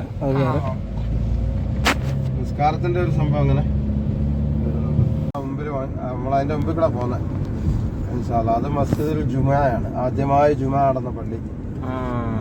അത് നമ്മളെ കാണാം ഇൻഷാല്ലാ. അതിന് മുമ്പ് ഒരു സ്ഥലം ഞാൻ കാണിച്ചു തരാം. അപ്പോഴേ ആദ്യം മസ്ജിദ് ഖുബായിൽ ആണ് ഇറങ്ങിയത്. മസ്ജിദ് ഖുബയുടെ ആ ഭാഗത്ത് ഇറങ്ങി ആദ്യമായിട്ട് വെച്ച ഇസ്ലാമിലെ ആദ്യത്തെ പള്ളിയാണ് മസ്ജിദ് ഖുബ കേട്ടോ. അപ്പം ഇവിടെ 4 ദിവസം താമസിച്ചിട്ടാണ് പിന്നെ ലക്ഷ്യസ്ഥാനമായ മദീനയിലേക്ക് പോയത് കേട്ടോ. ഇത് രാത്രിയിൽ മാത്രമാണ് വൈറ്റ് ഹോളുകളുള്ള. അത് കുബ കോട്ട എന്നാണ് പറയുന്നത്. കുബ കോട്ട, ഖിലാത്ത് കുബ. അത് നിൽക്കുന്നത് ഇതേപോലെ ഈ ഇടതുവശത്ത് കാണുന്ന പാറയുടെ ഒരു കുന്നുണ്ടോ, അതേപോലെ ഒരു പാറക്കുന്നിന്റെ മുകളിലാണ് നിൽക്കുന്നത്. ആ പാറക്കുന്നിന് ഒരു ചരിത്രമുണ്ട്. സല്ലല്ലാഹു അലൈഹി വസല്ലം മകളെ ഹിജ്റ ചെയ്ത് വരുന്ന വാർത്ത ഇവിടെ മദീന നിവാസികൾ അറിഞ്ഞു. അപ്പോഴത്തേക്ക് ഇവിടെ കുറെ മുസ്ലിം ആയല്ലോ, അൻസാറികളായ സഹാബാക്കൾ ഉണ്ടായി. അപ്പൊ അവര് അറിഞ്ഞിട്ട് സ്ത്രീകളും കുട്ടികളും ഉൾപ്പെടെ ഭയങ്കര ആഹ്ലാദത്തിലും സന്തോഷത്തിലുമായി. അവര് വന്നിട്ട് നബിയങ്ങൾ വരുന്ന വാർത്ത അറിഞ്ഞ് ആ കുന്നിന്റെ മുകളിൽ പോയിട്ട് മക്കയുടെ നേരെ ഇങ്ങനെ നോക്കിയിരിക്കും. അവിടെ നിന്നാല് ദൂരെ നിന്ന് മക്കാര് വരുന്നത് കാണാൻ പറ്റും. അപ്പൊ അവിടെ ഇങ്ങനെ നോക്കി നിൽക്കും. രാവിലെ വന്ന് നോക്കി നിൽക്കും. വെയിലിന് ചൂടാകുമ്പോൾ തിരിച്ച് വീടുകളിലേക്ക് പോകും. അങ്ങനെ കുറച്ച് ദിവസം കഴിഞ്ഞ് ഒരു ദിവസം അങ്ങനെ തിരിച്ച് വീടുകളിലേക്ക് പോയതിനു ശേഷം ഒരു യഹൂദിയാണ് നബിയങ്ങൾ വരുന്ന ആദ്യമായിട്ട് കണ്ടത്. അദ്ദേഹം ഉറക്കെ ഇങ്ങനെ വിളിച്ച്, നിങ്ങൾ കുറെ ദിവസമായിട്ട് ഇങ്ങനെ കാത്തിരിക്കുന്ന നബി അതാ വരുന്നു എന്ന് പറഞ്ഞിട്ട് ഉറക്കെ വിളിച്ചു പറഞ്ഞു. അങ്ങനെ അദ്ദേഹം ഒരു ഈന്തപ്പനയുടെ മുകളിൽ നിന്നാണ് കണ്ടത്, അവിടെ നിന്ന് ഉറക്കെ വിളിച്ചു പറഞ്ഞു എന്നൊക്കെ ചില കിതാബുകളിൽ വരുന്നുണ്ട്. അങ്ങനെ ഇവിടെ സ്ത്രീകളും കുട്ടികളും ഉൾപ്പെടെയുള്ള എല്ലാവരും അവിടെ ഒരുമിച്ച് കൂടി ഓടിക്കൂടി. അങ്ങനെ നബിയങ്ങൾ സല്ലല്ലാഹു അലൈഹി വസല്ലം അബൂബക്കർ റളിയല്ലാഹു അൻഹു അവിടെ വന്നപ്പോൾ തലാൽ ബദ്റു അലൈന മിൻ സനിയാത്തിൽ വദാ എന്നുള്ള പാട്ട് പാടി സ്വീകരിച്ച് ആ കുബായുടെ ഭാഗത്തേക്ക് കൊണ്ടുപോയത് അവിടെ നിന്നാണ്. വലത് ഭാഗത്ത് ആ കെട്ടിടത്തിന്റെ അപ്പുറത്ത് ചെറിയ മിനാരങ്ങളുണ്ടോ, ചെറിയ മിനാരങ്ങൾ കണ്ടോ, അത് മസ്ജിദ് കുബായാണ്. നിങ്ങൾ അവിടെ പിന്നെ വരും, നമുക്ക് അതുവഴി വേറൊരിടത്ത് പോവാം ഇൻഷാ അല്ലാഹ്. അവിടെ നിങ്ങൾ ഉച്ചയ്ക്ക് ശേഷം വരുമ്പോ ഇതിപ്പോ പള്ളിയാണോ അത്? ആ ഹോളുകളൊക്കെ.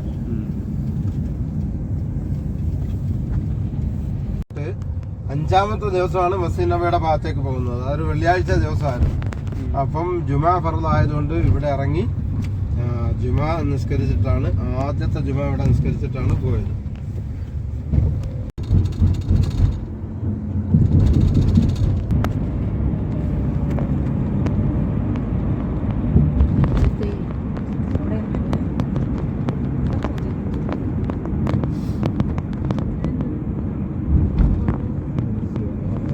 നടപ്പാതേക്കൂടെ ഒന്ന് ഇവിടെ ഒന്നാണ് കയറണേ. ഇതാണ് മസ്ജിദ് കുബ കേട്ടോ. അപ്പൊ അവിടെ നിന്ന് ഇവിടം വരെ നടന്നു വന്നല്ലേ? ആ, ഇത് നിങ്ങള് പിന്നീട് വരും കേട്ടോ. ഇതങ്ങനെ നടക്കുന്നവരായിരിക്കും അല്ലേ? ആ, ഇവിടെ നിസ്കരിച്ചാലാണ് ഒരു ഇതല്ല നടപ്പാതെ അവിടെ നിന്ന് ഇങ്ങോട്ട് വരുന്നത്. ജീവൻ ഉൾപ്പെടെ എന്ത് കൊടുക്കാനും തയ്യാറാണ് തൽഹത്ത് ബിൻ ബറാ റളിയല്ലാഹു അൻഹു. അദ്ദേഹം ഒരു ദിവസം അസുഖമായപ്പോൾ അദ്ദേഹത്തിനെ സന്ദർശിക്കാൻ വേണ്ടി നബി സല്ലല്ലാഹു അലൈഹി വസല്ലം വരികയും അവിടെ ഒരു ഫജ്ർ നിസ്കരിക്കുകയും ചെയ്തു. സുബഹി അവിടെ നിസ്കരിക്കുകയും ചെയ്തു. ആ സ്ഥലത്ത് ഇപ്പോൾ ഒരു പള്ളിയുണ്ട്, മസ്ജിദ് ബനി ഉനൈഫ് എന്നും പറയും, മസ്ജിദുൽ ഫജ്ർ എന്നും പറയും. ഫജ്ർ നിസ്കരിച്ച പള്ളിയാണ്ട് മസ്ജിദുൽ ഫജ്ർ എന്നും പറയും. അതിന്റെ ഒരു പ്രത്യേകത എന്ന് പറഞ്ഞാൽ അതിന് മേൽക്കൂരയില്ല, മേൽക്കൂര ഇല്ലാത്ത പള്ളിയാണ്. ആ പള്ളി. അപ്പൊ അങ്ങനെ തന്നെ ഇപ്പോൾ അത് പുതുക്കി പണിതിട്ടുണ്ട്. സൗദി ഗവൺമെന്റ് അങ്ങനെ തന്നെ അത് പുതുക്കി പണിത് വെച്ചിട്ടുണ്ട്. അവിടെ നിസ്കാരങ്ങളൊന്നുമില്ല, പിന്നെ മുസ്ലിമൊക്കെ അങ്ങനെ വെച്ചിട്ടുണ്ട്. വരുന്നവർ വേണമെങ്കിൽ ചിലപ്പോൾ നിസ്കരിക്കാറുണ്ട്. വഖത്ത് നിസ്കാരങ്ങളൊന്നുമില്ല. അതിൻ്റെ താഴെയായിരുന്നു ആ വീട്. സഅദ് ബിൻ ഹൈസമ റളിയല്ലാഹു അൻഹുവിന്റെ വീട്ടിലാണ് ആളുകളെ സ്വീകരിച്ചത്. അത് ആ പള്ളിയുടെ ആ മൂലയ്ക്ക് വരും.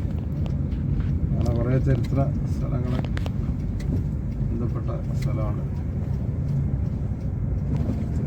മസ്ജിദുൽ ഫജ്ർ എന്നും പറയും. ഇതല്ലേ ഈ തുർക്കിക്കെട്ട്? ഈ തുർക്കിക്കെട്ട് ഫാറൊക്കെ മാത്രം ഉണ്ടാക്കിയിരിക്കാൻ.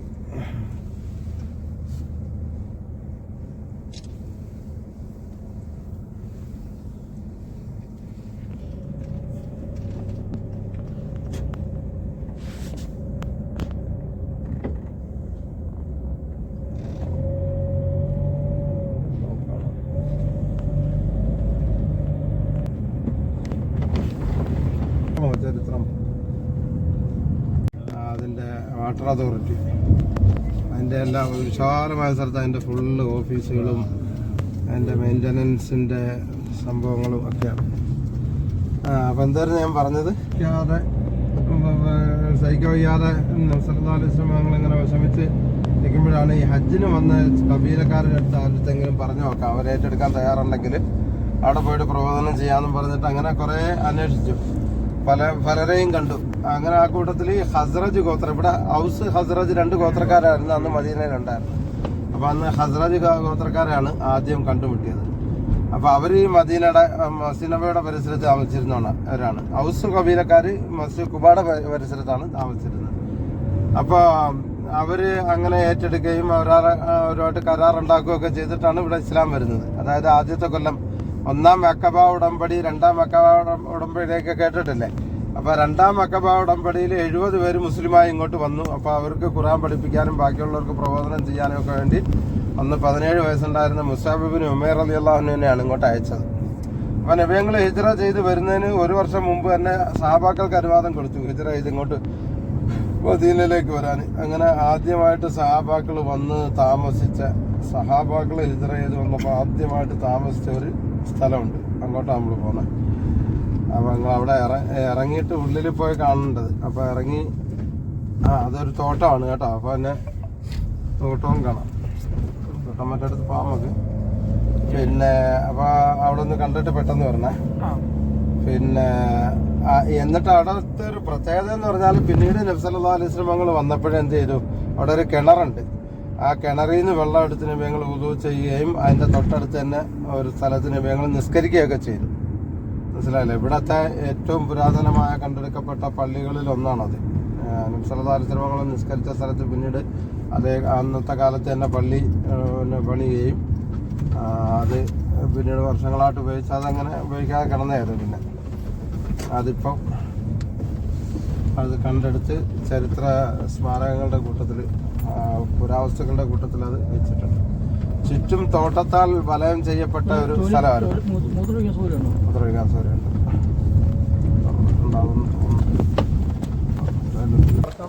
ചെലവ് ചെയ്തിട്ട് വളരെ എമൗണ്ട് ചെലവ് ചെയ്തിട്ടാണ് ഇത് വരുന്നത്. ആ ചെലവിനുള്ള പൈസയൊക്കെ നിസ്കരിച്ച സ്ഥലം, സഹാബാക്കൾ ആദ്യം വന്ന് താമസിച്ച സ്ഥലം.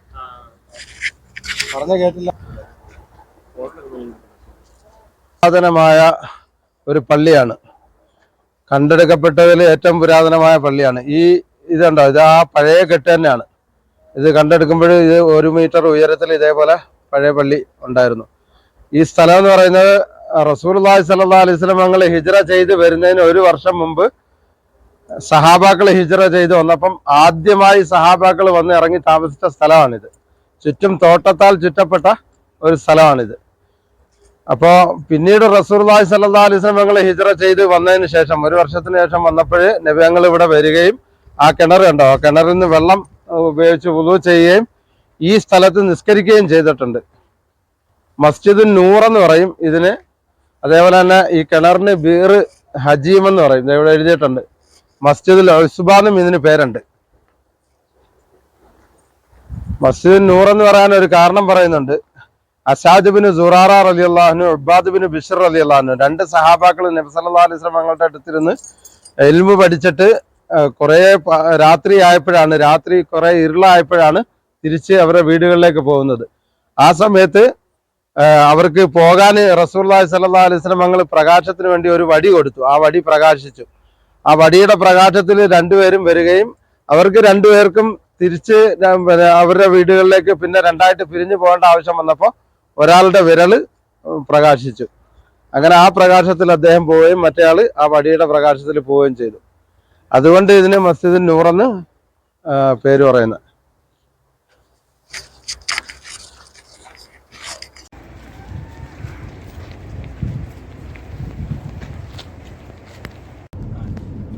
അപ്പോ അദ്ദേഹം അവിടെ ഈ ഇറാൻകാർ അന്ന് മജൂസികളാണ്, ഈ അഗ്നി ആരാധകരാണ്. ഇവരുടെ ഫാദർ ഉൾപ്പെടെ എല്ലാവരും അഗ്നി ആരാധകരാണ്. അപ്പൊ ചെറുപ്പത്തിൽ തന്നെ സൽമാൻ ഫാരിസി റളിയല്ലാഹു അൻഹുവിന് ഈ തീ ആരാധിക്കുന്നതിനോട് ഇഷ്ടമല്ല, വെറുപ്പായിരുന്നു. അത് ശരിയല്ല എന്നുള്ള തോന്നലുണ്ടായിരുന്നു. അങ്ങനെ അദ്ദേഹം സത്യം അന്വേഷിച്ച് ഇങ്ങനെ പഠിച്ചുകൊണ്ടിരുന്നു. അപ്പം വീട് വിട്ടിറങ്ങേണ്ട വന്നു അദ്ദേഹം. അങ്ങനെ വീട് വിട്ടിറങ്ങി തൗറാത്ത് ഇഞ്ചിയിലൊക്കെ, അന്ന് തൗറാത്ത് ഇഞ്ചിയിലൊക്കെ ആണല്ലോ ഉള്ളത്, അന്ന് അത് ഇങ്ങനെ പഠിച്ച് അതിനെക്കുറിച്ച് വലിയ വിവരമുള്ള പിന്നെ പണ്ഡിതന്മാർ ഇവിടെ സിറിയയിൽ അന്ന് ഷാം എന്ന് പറഞ്ഞ സ്ഥലമാണ്. ഷാം ഈ സിറിയൊക്കെ, സിറിയൻ ജോർദാനൊക്കെ ഉൾപ്പെടുന്നതാണ്. അതിൻ്റെ മെയിൻ സ്ഥലം സിറിയാണ്. അപ്പോൾ അവിടെ ഉണ്ടെന്ന് മനസ്സിലാക്കി അങ്ങനെ അദ്ദേഹം അവിടെ എത്തിപ്പെട്ടു. അവിടെ പോയി അങ്ങനെ തൗറാത്ത് ഇഞ്ചിയിലൊക്കെ പഠിച്ചുകൊണ്ടിരിക്കുമ്പോൾ അദ്ദേഹത്തിന് കുറേ കാര്യങ്ങൾ മനസ്സിലായി. അവസാനത്തെ ഒരു നബി വരാനുണ്ട്, ആ നബി വരാനുള്ള സമയം അടുത്തിട്ടുണ്ട് എന്നും അത് യസ്രിബ് എന്ന് പറഞ്ഞ സ്ഥലത്താണ് വരാൻ ചാൻസ് എന്നും ഒക്കെ മനസ്സിലായി. യസ്രിബ് എന്ന് പറഞ്ഞാൽ ഏതാണ്? മദീനയുടെ ആദ്യത്തെ പേരാണ് യസ്രിബ്. പിന്നെ നബിയങ്ങൾ വന്നതോടുകൂടിയാണ് അൽ മദീനത്തുൽ മുനവ്വറ എന്ന് പേര് വന്നാക്കുക. അങ്ങനെ പിന്നെ അദ്ദേഹം അവിടെ ഇങ്ങനെ പഠിച്ച് അതൊക്കെ മനസ്സിലാക്കി കഴിഞ്ഞപ്പോൾ അദ്ദേഹം ഇവിടെ വരാൻ ആഗ്രഹിച്ച് അങ്ങനെ ഇരിക്കുമ്പോഴാണ് ഇവിടുന്ന് ഒരു കച്ചവട സംഘം അന്ന് ഒട്ടകത്തിന്റെ കാഫിലകൾ പോകുമല്ലോ കച്ചവടത്തിന് വേണ്ടി, ഷാമിലേക്ക് ചെല്ലുകയും അങ്ങനെ അവരുമായിട്ട് പരിചയപ്പെട്ട് അദ്ദേഹത്തിനെയും കൂടി ഇങ്ങോട്ട് കൊണ്ടുവരാനുള്ള ഒരു കരാറ് ഇവരുമായിട്ട് എഗ്രിമെന്റ് ചെയ്തു. അപ്പോൾ അവർ കൊണ്ടുവരാമെന്ന് ഏറ്റു. അതിനുള്ള തുകയൊക്കെ പറഞ്ഞുറപ്പിച്ച് അങ്ങനെ അദ്ദേഹത്തിനെ കൊണ്ടുവന്നു. പക്ഷേ ഇങ്ങ് എത്തുന്നതിന് മുമ്പ് അദ്ദേഹത്തിനെ കൊള്ളയടിച്ച് സമ്പത്തെല്ലാം പിടിച്ച് അടിമയാക്കി വിറ്റ് കളഞ്ഞു. അങ്ങനെയാണ് സൽമാൻ ഫാരിസി റളിയല്ലാഹു അൻഹു അടിമയാകുന്നത്. അങ്ങനെ പല യജമാനന്മാരുടെ കൈമറിഞ്ഞ് ഈ ഇദ്ദേഹം ജോലി ചെയ്തപ്പോഴത്തെ ഈ തോട്ടം ഉണ്ടല്ലോ, അതൊരു യഹൂദിയുടെ തോട്ടമായിരുന്നു.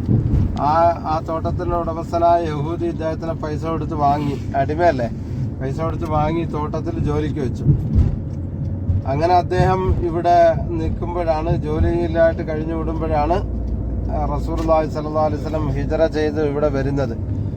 ആ വാർത്ത ഇദ്ദേഹത്തിന്റെ ചെവിയിലും എത്തി. അങ്ങനെ അദ്ദേഹം ഓടിപ്പോയി റസൂലുള്ളാഹി സ്വല്ലല്ലാഹു അലൈഹി വസല്ലം ഞങ്ങളെ കാണുകയും കുറേ അടയാളങ്ങൾ പഠിച്ചിട്ടുണ്ടായിരുന്നു അദ്ദേഹം. അവസാനത്തെ നബിയുടെ മുഖത്തൊരു ഖാതമുൻ നബി എന്ന് എഴുതിയ ഒരു പ്രാവിന്റെ മുട്ടയുടെ വലിപ്പത്തിലുള്ള ഒരു മാംസമൊക്കെ ഉണ്ടായിരുന്നു. അപ്പൊ അങ്ങനെ സീല്, അപ്പൊ അതും അങ്ങനെ കുറെ അടയാളങ്ങളൊക്കെ കണ്ട് ഇത് തന്നെയാണ് അവസാനത്തെ നബി എന്ന് മനസ്സിലാക്കി അദ്ദേഹം മുസ്ലിമായതിനു ശേഷം പിന്നെ അടിമയാണല്ലോ, അടിമത്തത്തിൽ നിന്ന് മോചനം നേടുന്നതിന് വേണ്ടി ആ യഹൂദിയായിട്ടൊരു കരാറുണ്ടാക്കാൻ തീരുമാനിച്ചു. അങ്ങനെ അപ്പോൾ ഭയങ്കര വലിയ നിബന്ധനകളാണ് യഹൂദി വെച്ചത്. അതായത് 300 ഈത്തപ്പന തൈകൾ വെച്ച് അത് വലുതായി അതിൽ നിന്ന് വിളവെടുപ്പ് ആരംഭിക്കുമ്പോഴേക്ക് നിന്നെ മോചിപ്പിക്കാന്ന് പറഞ്ഞു. അതിന് സാധാരണഗതിയിൽ അന്ന് 5 മുതൽ 8 വരെ വർഷം വേണം ഒരു ഈത്തപ്പനത്തിൽ നിന്ന് വിളവെടുക്കാൻ. അപ്പോൾ അദ്ദേഹത്തിന് ഭയങ്കര വിഷമമായി. നബിങ്ങളുടെ അടുത്ത് എന്ന് പറഞ്ഞു. അപ്പോൾ റസൂലുള്ളാഹി സ്വല്ലല്ലാഹു അലൈഹി വസല്ലം ഞങ്ങൾ അദ്ദേഹത്തിനെ ആശ്വസിപ്പിച്ചു. എന്നിട്ട് സഹാബാക്കളുടെ അടുത്ത് പറഞ്ഞു, ഒരു 300 ഈത്തപ്പന തൈകൾ കൊണ്ടുവരാൻ വേണ്ടി പറഞ്ഞു. എന്നിട്ട് റസൂലുള്ളാഹി സ്വല്ലല്ലാഹു അലൈഹി വസല്ലം ഞങ്ങൾ ഇവിടെ വന്ന് ആ 300 ഈത്തപ്പന തൈകൾ നബിയങ്ങളുടെ തൃക്കരങ്ങൾ കൊണ്ട് തന്നെ അവിടെ വെച്ചു കൊടുത്തു. അങ്ങനെ തങ്ങളുടെ മുഅ്ജിസത്ത് കൊണ്ട് അടുത്ത വർഷം ആയപ്പോഴത്തേക്ക് അതിന് വിളവെടുപ്പ് ആരംഭിച്ചു. അങ്ങനെ ഒറ്റ വർഷം കൊണ്ട് അദ്ദേഹം മോചിതനായി. 40 ഊക്കിയ സ്വർണവും കൊടുക്കണമെന്ന് പറഞ്ഞിരുന്നു. അങ്ങനെ ഒരു സ്ഥലത്ത് നിന്ന് ഒരു മുട്ടയുടെ വലുപ്പത്തിലുള്ള ഒരു സ്വർണം ഹദിയായിട്ട് കിട്ടി. റസൂലുള്ളാഹി സ്വല്ലല്ലാഹു അലൈഹി വസല്ലം ഞങ്ങൾ അത് എന്ത് ചെയ്തു, അദ്ദേഹത്തിന് കൊടുത്തിട്ട് മോചിതനാകാൻ വേണ്ടി പറഞ്ഞു. അങ്ങനെയാണ് അദ്ദേഹം അടിമത്തത്തിൽ നിന്ന് മോചിപ്പിക്കപ്പെടുന്നത്. അദ്ദേഹമാണ് ഹത്തക്ക് കടങ്ങ് ഒഴിക്കുന്ന അഭിപ്രായം പറഞ്ഞത് കേട്ടോ, സൽമാൻ ഫാരിസി റളിയല്ലാഹു അൻഹു. ആണ് റസൂലുള്ളാഹി സ്വല്ലല്ലാഹു അലൈഹി വസല്ലം തങ്ങളുടെ വസിയത്ത് അനുസരിച്ച് മയ്യത്ത് കുളിപ്പിക്കാൻ വേണ്ടി വെള്ളം എടുത്ത കിണറാണ്. അതായത് ഇത് സഅദ് ബിൻ ഖൈസമ റളിയല്ലാഹു അൻഹുവിന്റെ ഉടമസ്ഥതയിൽ ഉണ്ടായിരുന്ന കിണറാണിത്. അദ്ദേഹത്തിന്റെ ഉപ്പാപ്പ മാലിക് ബിൻ നുഹാത്ത് എന്ന് പറയുന്ന ആളാണ് ഇത് കുഴിച്ചത്. അപ്പൊ വലിയൊരു കിണറാണ്. അപ്പൊ എന്ത് ചെയ്തു, നബിയങ്ങൾ ഇവിടെ വരുന്ന സമയത്ത് ഈ കിണറിൽ വെള്ളം കുറവായിരുന്നു എന്നും ഒക്കെ ചരിത്രത്തിൽ വരുന്നുണ്ട്. അന്ന് നബിയങ്ങൾ എന്ത് ചെയ്തു, ഒരു തൊട്ടി വെള്ളം കോരാൻ വേണ്ടി പറഞ്ഞു സഹാബാക്കളോട്. അങ്ങനെ വെള്ളം കോരുകയും അതിൽ നബി സല്ലല്ലാഹു അലൈഹി വസല്ലം ഞങ്ങൾ ഉമിനീരിട്ട് ബർക്കത്തിന് വേണ്ടി ദുആ ചെയ്തു. എന്നിട്ട് തിരിച്ച് കിണറിലേക്ക് ഒഴിക്കാൻ വേണ്ടി പറഞ്ഞു.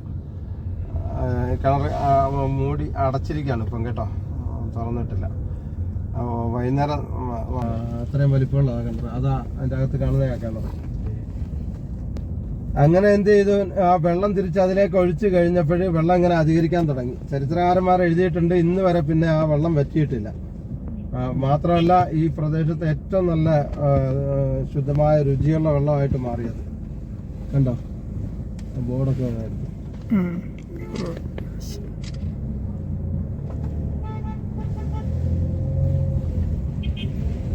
പിന്നീട് റസൂലുള്ളാഹി സ്വല്ലല്ലാഹു അലൈഹി വസല്ലം ഞങ്ങള് അലി റളിയല്ലാഹു അൻഹുവിനോട് വസിയത്ത് ചെയ്തു, ഞാൻ വഫാത്താകുന്ന സമയത്ത് ഇതിൽ നിന്ന് 7 തൊട്ടി വെള്ളവും കൂടെ എടുത്തിട്ട് വേണം എന്നെ കുളിപ്പിക്കാനെന്ന് പറഞ്ഞു. അങ്ങനെ തന്നെ അലി റളിയല്ലാഹു അൻഹു ചെയ്തിരുന്നു. പിന്നീട് റസൂലുള്ളാഹി സ്വല്ലല്ലാഹു അലൈഹി വസല്ലം ഒരിക്കൽ പറഞ്ഞു, ഇത് സ്വർഗത്തിലെ കിണറുകളിൽപ്പെട്ട ഒരു കിണറാണെന്ന് ഞാൻ സ്വപ്നത്തിൽ കണ്ടു എന്ന് നബി സല്ലല്ലാഹു അലൈഹി വസല്ലം ഞങ്ങൾ പറയുകയുണ്ടായി. സ്വപ്നം യാഥാർത്ഥ്യമാണ്. അതുകൊണ്ട് ഇൻഷാ അല്ലാഹ് ഇത് സ്വർഗത്തിലുണ്ടാവും. കിണറും ഒക്കെ എൻ്റെ പരിസരത്തുണ്ട്. ആ കാണുന്ന ഒരു സ്കൂളാണ്, അവരുടെ സ്കൂൾ. അവിടെയൊക്കെ തോട്ടം ആയിരുന്നിരിക്കണം. കാരണം ആ തോട്ടം അതിൻ്റെ അപ്പുറം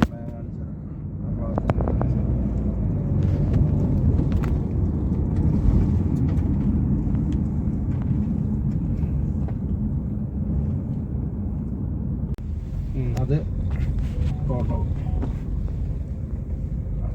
തോട്ടത്തിന്റെ കുറച്ച് ബാക്കിയുള്ള ഭാഗമാണ്. നിങ്ങൾ ഇവിടെ ഇറങ്ങുമല്ലേ? അപ്പൊ ഇറങ്ങി ആ തോട്ടത്തിന്റെ അവിടെ ഈ വെള്ളം നനയ്ക്കാനുള്ള സംവിധാനമൊക്കെ അവിടെയുണ്ട്. അപ്പൊ ഒന്ന് കണ്ടിട്ട് പെട്ടെന്ന് ഇവിടെ വരും കേട്ടോ. ഞാനൊന്ന് ഒരു 5 മിനിറ്റ് ഒന്ന് അപ്പുറം. സൽമാൻ പാൽസിയുടെ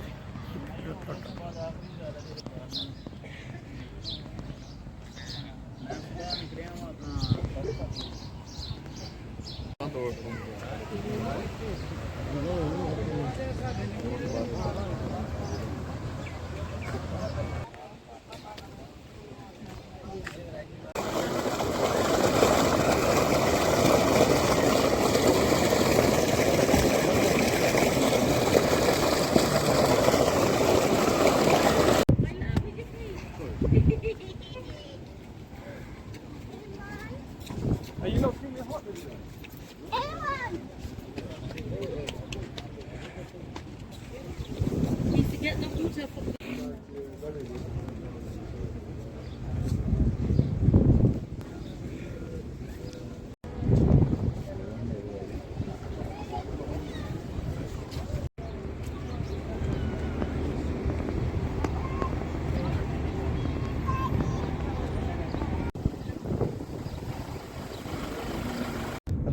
അദ്ദേഹത്തെ വെച്ചിട്ട് ചികിത്സ ഒരു ദുആ ഓതി. ബിസ്മില്ലാഹി തുർബത്തു അർദന ബിരീഖത്തി ബഅദന ഇഷ്ഫാബിഹി സഖീമന ബിഇദ്നി റബ്ബിന എന്നുള്ളൊരു മന്ത്രം ഓതി ചികിത്സിച്ചു. അപ്പോൾ ആ രോഗം ഭേദമായി. വലിയ രോഗമായിരുന്നു. പിന്നീട് വന്ന ഹാജിമാര് ഈ മണ്ണ് ആണെന്ന് മനസ്സിലാക്കിയിട്ട് ഇവിടുന്ന് മണ്ണെടുക്കാൻ തുടങ്ങി. അങ്ങനെ ഇവിടെ മണ്ണെടുത്തെടുത്ത് ഭയങ്കര കുളമായി. ഇവിടെ വലിയ ഒരു കുഴിയായി. എന്നിട്ട് സൗദി ഗവൺമെന്റ് എന്ത് ചെയ്തു, അവിടെ വേറെ മണ്ണുണ്ടോന്ന് അടിച്ചിട്ട് ഫില്ല് ചെയ്ത് കളഞ്ഞു. അതാണ് ഇപ്പോൾ അവിടെ അങ്ങനെ കിടക്കുന്നത്. അപ്പോൾ അതിൻ്റെ ഒറിജിനൽ മണ്ണല്ല, വേറെ മണ്ണാണ്. വിശദീകരണത്തിൽ മുഹദ്ദിസീങ്ങൾ പറയുന്നുണ്ട് ഭൂമിയിലെ അതിൽ അഭിപ്രായ വ്യത്യാസമുണ്ട്. ധാരാളം പണ്ഡിതന്മാരുടെ അഭിപ്രായം അത് ഭൂമിയിലെ ഏത് ഭാഗത്തെ മണ്ണെടുത്ത് ഈ ദുആ ഓതിയിട്ട് ഇങ്ങനെ ചികിത്സിച്ചാലും പിന്നെ എന്ത് ചെയ്യും, ശിഫാവുമെന്ന് പറയുന്നുണ്ട്. നമ്മുടെ ഉസ്താമാരൊക്കെ ചിലപ്പം എന്തെങ്കിലും രോഗത്തിന് മന്ത്രിക്കാൻ വേണ്ടിയൊക്കെ പറയുമ്പോൾ ഈ ദുആ ഓതി മന്ത്രിക്കാറുണ്ട്.